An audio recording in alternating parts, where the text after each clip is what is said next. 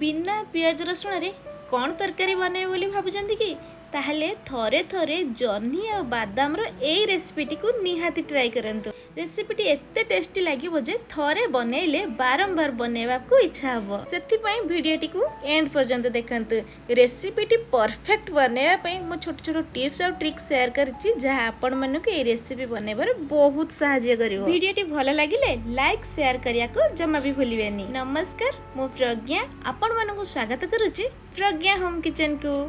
जमा भी लेट करवानी चलतु बनैबा आज रेसिपी। और आज रेसिपी रही जह्नी और बादाम रो ए रेसिपी जोड़े कि बहुत सुंदर लगी था खाइबा पई।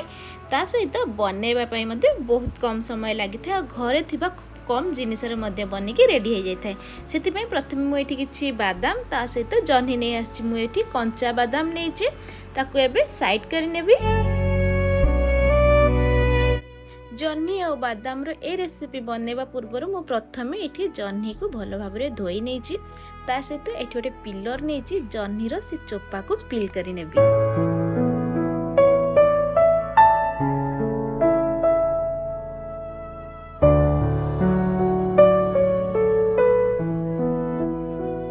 एपरी भाबे मुझे जह्नी रो सबू चोपा को छड़े नहीं कि गोटे साइड रे रखी नहीं से चोपा को मु फोपाड़ीबिनी। जह्नी चोपार मध्य बहुत सुंदर रेसिपी बनी थाए सेटा मु मो नेक्स्ट वीडियो रे अपलोड करी। और ये जह्नी को मु काटी नेबा परे एटा देखुचंदी जह्नी को मु माने चेक करि नेबी जह्नीटा पिता अछि कि जह्नीटा मीठा लागुची। कहीं गोटे गोटे पिता जह्नी थाए से चेक कर पिता जह्नी होते सेटा पकातुनी ना तरकारी आमर पिता होपरी भाव से जह्नी को मु छोट छोट करी काटी नहीं।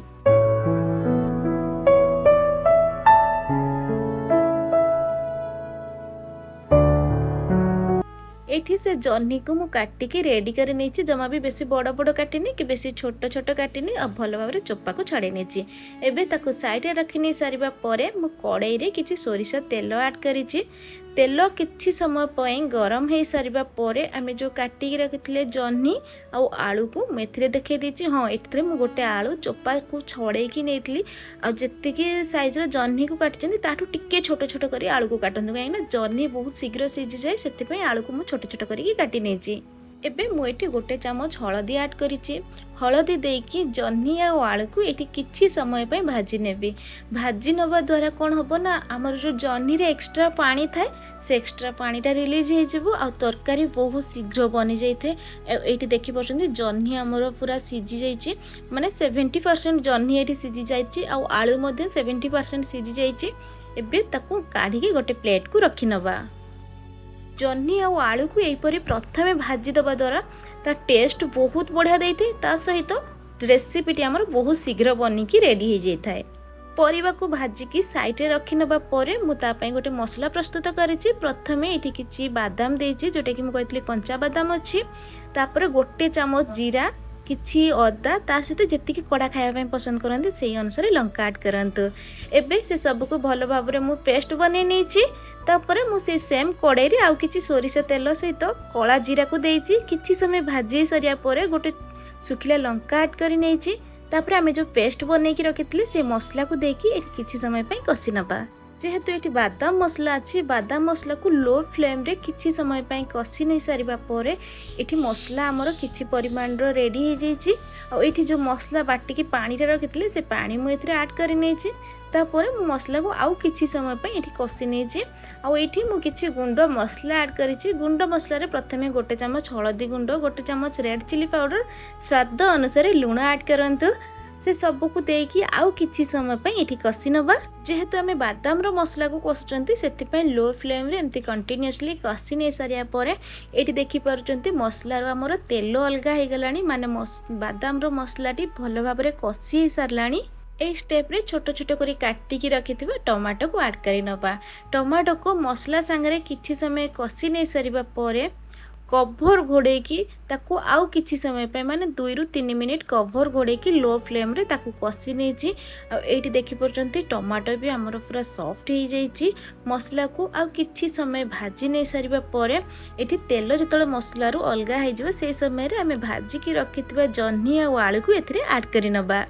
गैस रो फ्लेम ए स्टेप रे टिके हाई रखिकी से मसला को भलो भाबरे जह्नी आ आलू संगे कसी नबा। जेहेतु जह्नी आउ आलू को आम भाजवा समय सेटा ऑलरेडी 70% कुक हो सारी आउ जो 30% अच्छी ताको आम एमती कभर घोड़े कुक कर नवा।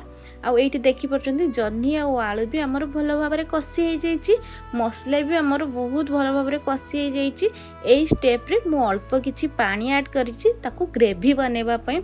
आउ ए तरकारी जमा भी बेसी ग्रेवी भल लगे, हल्का हल्का ग्रेवी रही तरकारीटा माने खाइबापी बहुत बढ़िया लगी थाए। से मुझे अल्प पानी ऐड करी लो फ्लेम रे 1-2 मिनिट एमती कुक होगापाई छाड़ी देती। और ये देखिपुर ता ग्रेवी सुखी आसला, माने तरकारी आमर पूरा बनी आसला। यही स्टेप्रे मुझे कसुरी मेथी ऐड कर नहीं। हाँ यही स्टेप्रे जदि आपण मैंने चाहिए अल्प टिके चीनी ऐड करें, कहीं जिते आम टमाटो देते ना खटाटा बालांस करने ये चीनी ऐड करें। ये आमर तरकारी बनिकी पूरा रेडी हो जाइए। एवं गर्मा गरम सर्व करनी भात रुटी सबुथिरे खाइबापी बहुत बढ़िया लगी थाए। जह्नी आउ आलूर ये बादाम दिया तरकारी जदि मो वीडियो आपण मानक भल लगुए प्लीज़ लाइक कमेंट शेयर और सब्सक्राइब निहाती करंतु। फेसबुक रे किंबा इंस्टाग्राम रे देखुले फॉलो तो निश्चय करंतु। और एहीपरि नुआ नुआ वीडियो देखिया पई मो सहित जोड़ी ही रुहंतु। आज पई एतिकी आउ थरे देखाबा गोटे नुआ वीडियो रे। वीडियो टी फुल देखिथिबारु आपण मानकु ढेर सारा धन्यवाद।